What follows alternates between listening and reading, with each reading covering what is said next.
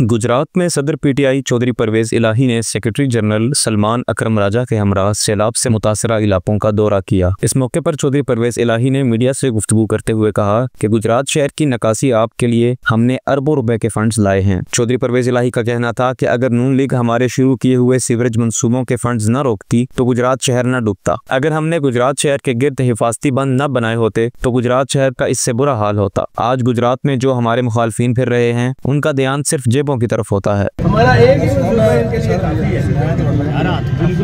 एक ही मंसूबा इनके लिए काफी है 1122 का।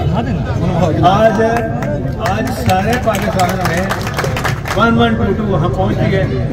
चाहे कोई जख्मी हो जिसको घर वाले भी नहीं खाते थे और ले लेके बेचारे फिरते थे, वो सिर्फ तो उनको लेके नहीं जाते बल्कि जिस अस्पताल में जाते हैं मैंने इमरजेंसी को अपग्रेड किया और वहाँ दवाई भी फ्री है। पहली दफ़ा वेस्ट मैनेजमेंट का महकमा मैंने बनाया था और फिर गुजरात को वासा मैंने दिया और बल्कि यही नहीं सिर्फ कि गुजरात को डिवीजन बनाया और डिवीजन क्या मैंने तो सैकड़ों ज़िले बना दिए। मरी को ज़िला बना दिया और तलागंग को जिला बना दिया, तौसा को बना दिया, वजीराबाद को बना दिया, कोटंदू को बना दिया।